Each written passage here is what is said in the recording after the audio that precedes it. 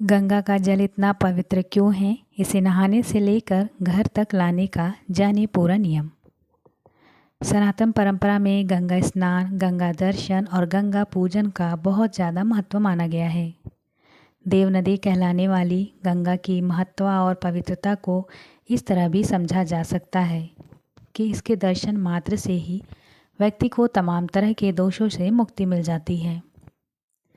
गंगा का जो जल भगवान विष्णु के कमल चरणों से निकलकर शिव की जटाओं से होते हुए पृथ्वी पर पहुंचता है, उसका क्या है धार्मिक और आध्यात्मिक महत्व? गंगा में स्नान करने और उसका पवित्र जल अपने घर लाने का क्या है नियम?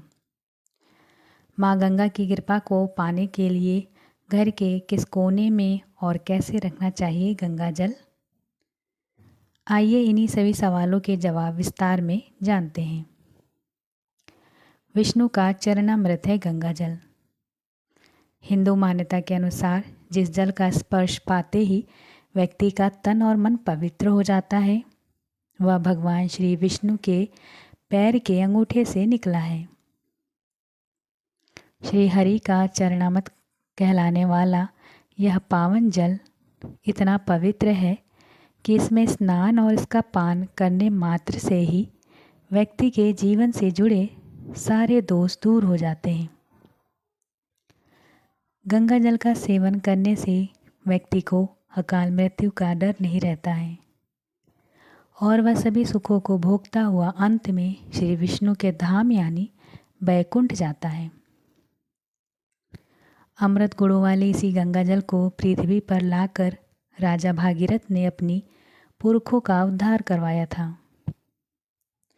इन सभी धार्मिक मान्यताओं के अलावा इस पवित्र जल में उन तमाम तरह के खनिजों और आयुर्वेदिक जड़ी बूटियों का भी प्रवाह रहता है जिसे माँ गंगा अपने साथ लिए हुए बहती हैं। गंगा जल कब भरना चाहिए?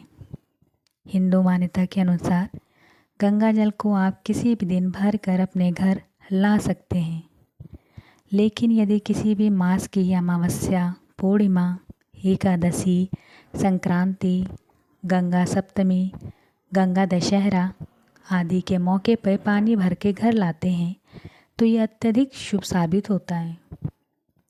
इसी प्रकार भगवान शिव को समर्पित सोमवार और महाशिवरात्रि तथा कुंभ आदि के समय गंगा जल भर के घर लाना अत्यंत शुभ होता है। गंगा जल को हमेशा ब्रह्म मुहूर्त में भर के घर लाने का प्रयास करना चाहिए, क्योंकि इस समय इस पावन जल में अत्यधिक आध्यात्मिक ऊर्जा होती है। कहाँ और किस में रखना चाहिए गंगा जल? हिंदू मान्यता के अनुसार गंगा जल को हमेशा अपने घर के उत्तर दिशा में पवित्र स्थान पे रखना चाहिए। गंगा जल को हमेशा पीतल, तांबे या कांसे आदि में बने बर्तन में रखना चाहिए। गंगा जल को प्लास्टिक के बर्तन में नहीं रखना चाहिए। यदि पात्र के अभाव के कारण आप इसे प्लास्टिक केन या बोतल में भर के लाते हैं तो इसे लाने के बाद जल्दी से धातु के बर्तन में पलट दें। गंगा जल को लेकर ना करें ये गलतियाँ। हिंदू मान्यता के अनुसार गंगा जल को लाने से पहले घर में स्नान करें। इसके बाद गंगा तट पे जाके दोबारा स्नान करें और उसके बाद माँ गंगा को प्रणाम करके उनका जल भर के अपने घर लाएं। कभी भूल के भी अशुद्ध होके या फिर बगैर नहाए गंगा स्नान ना करें और ना ही गंगा जल भर के घर लाएं।